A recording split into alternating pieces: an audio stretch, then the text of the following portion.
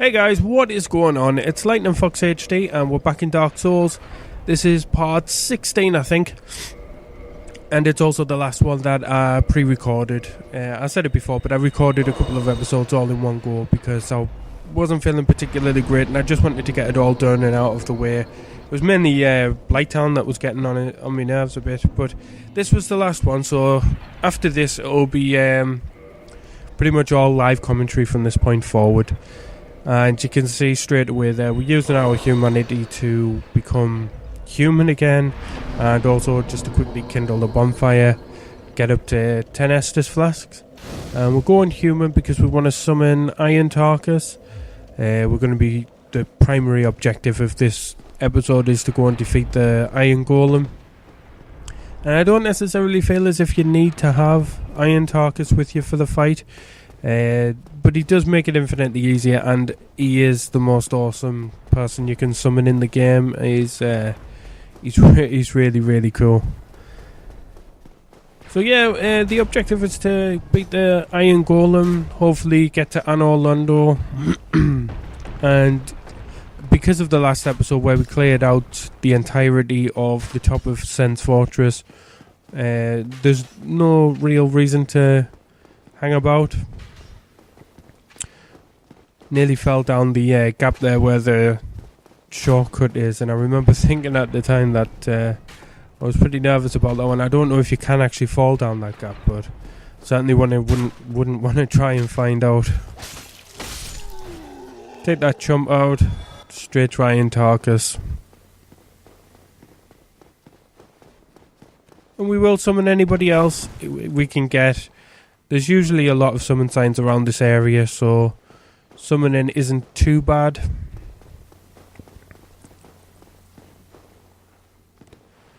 It's already a couple of people there. I wanted to get the Sunbro because they're usually awesome. And I will say at this point that I do spend a lot of time just standing here. The summoning system can be a bit annoying at times. If there's a summoning sign down there, then it shouldn't be sort of reserved for somebody else. If you click on it, it should sort of instantly, well, not necessarily instantly, but it should assign that person to your world without having to wait for ages and ages for it to tell you that the summoning failed. Just running in circles like a madman there. You can probably hear that I've still got a bit of a sore throat. I'm feeling a lot better today though. Going to be trying to get back on top of a proper recording schedule, because I know recently the videos have been quite sporadic without any sense of sort of, I don't know, schedule about them. And hopefully I'll be able to get back to a point where I can record every day and be happy about it. The last couple of days when I've had the major part of the cold that I've had, and I know it's only a cold and it's not like the end of the world or anything, but I suffer pretty badly when I get them because I get the headaches, like a sore throat, and sneezing now and then doesn't really bother us too much. It's the headaches that really detract us from playing on the computer. But I think what I'm going to do, my HD PVR has an ability to record vocals with like the commentary with the gameplay, but there is a slight delay on the audio. And I think for the next video is CB Panda 69, always a 69. Yeah, there's a slight delay, but I'm gonna, seeing as I've done these two post-commentary post-commentary videos, I'm going to give it a go with that one and see how bad the delay actually is. Expert dodge there. And if it's really bad, then let us know and I'll go back to just recording with Audacity and editing it.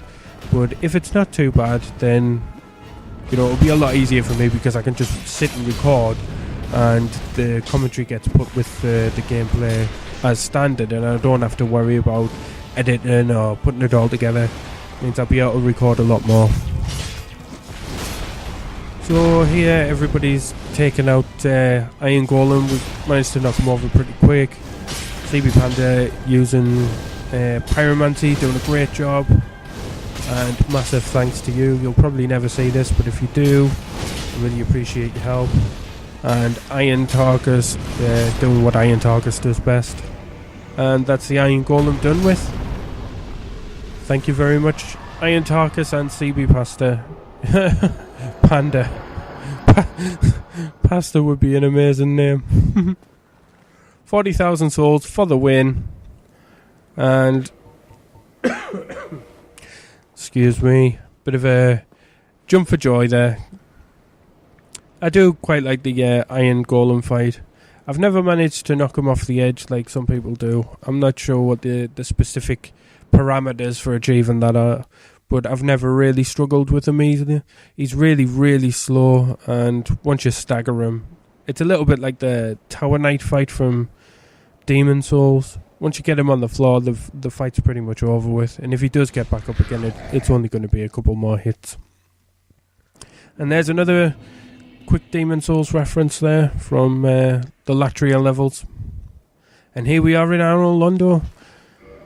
And we'll do another jump for joy here, because I love it when you first come here. It just looks amazing. You go from sort of the dull, dark areas of where we just were, Lordran, and this might actually be Lordran as well, I'm not sure, but the previous levels around the castle area and working your way to Sen's Fortress are all quite dark, I think, and you don't get to see the sun very much.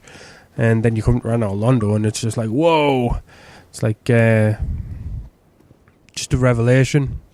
And it's an entirely new colour palette, and you've got new enemies. And I remember the first time I played Dark Souls, I thought the castle area was the entirety of the game, so actually managing to get here was just mind-blowing.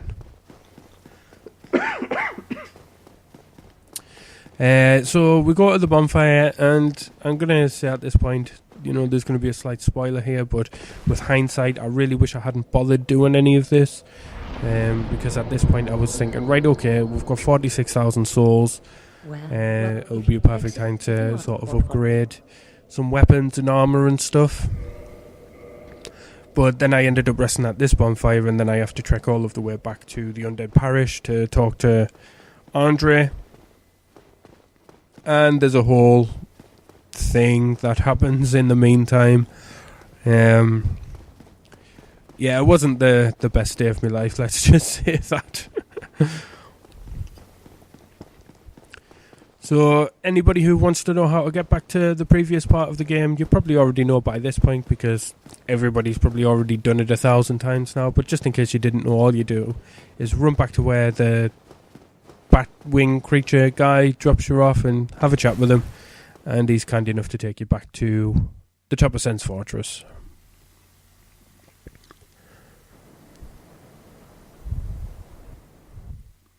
Just like that. And we're back in Sen's. And you can see the difference in the colour already. It's a lot more muted, I would say. Forgot about this guy. Gave us a bit of a nightmare. Took him out though. Titanite shard. Who doesn't want Titanite shards, eh? So yeah, the objective was just to get back to the Undead Parish and talk to Andre and get all of our gear upgraded again, which involves going down the shortcut. You could have gone the long way, or at least I could have gone the long way, I guess, but I didn't want to waste too much time. I didn't want to make the video particularly long. And that bow was probably the last thing that I do in this video where I was happy. Because things start going bad from this point forward. Thought I would just outrun this guy. And it was going pretty well until his head went through the screen and distracted us. And somehow I managed to survive that. And I was getting back up, and the Titanite bloody demon guy, whatever you call them, decided to destroy us. So that was 46,000 souls dropped at the bottom of Sen's Fortress. So you can imagine at this point I was pretty pissed off. And I was thinking, oh, my souls. And then this happened, spawned back in Anne Orlando. And I decided to take it out on the bonfire. Completely forgot that I would respawn there. So now, not only have I lost those souls at the bottom of Sen's Fortress, but I have to now run all of the way back to get back to Sen's Fortress. And also, I'm thinking at this point that I'm not 100% sure how to get down to the bottom where the Titanite demons are. Are they even called Titanite demons?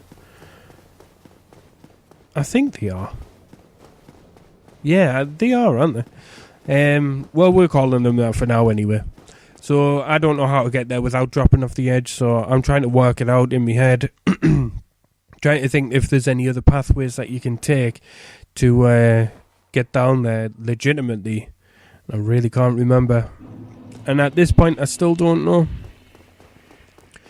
I assume that there will be a way down there because I know that the enemies can... if you knock them off and they don't die, they can come back up.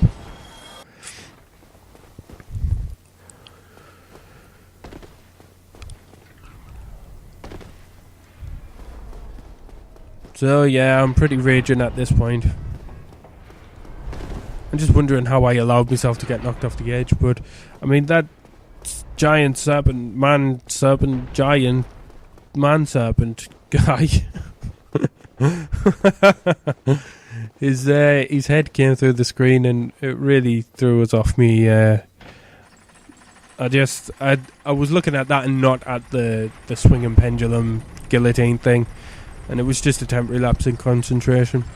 And then I came down in this elevator and I'm right next to this chump and just thinking, oh god. And I'm getting pretty dominated. Getting electrocuted. Managed to get away. Health up. Just in the nick of time, eh? And I can see my souls down there. It's a bit depressing, really. But yeah, I'm trying to work out how do you get down there. And I know that there's a doorway, because look, there's that giant man serpent, man giant man serpent. It's like the hardest thing in the world to say. The man serpent giant. Forget it. The serpent. He was heading up that way. So I figure it's probably going to be this way because I don't think it's in the front doors. And I'm thinking, do you really go up to go down? And I was actually thinking it might be where you turn the boulder thingy around. But disaster struck. Goodbye, 46,000 souls. And to be honest with you, I was pretty angry and like really, really screaming and shouting at the time. But then I got over it pretty quickly. So leave a like if you enjoyed the video. Subscribe if you want to see more. And until next time, guys, stay awesome.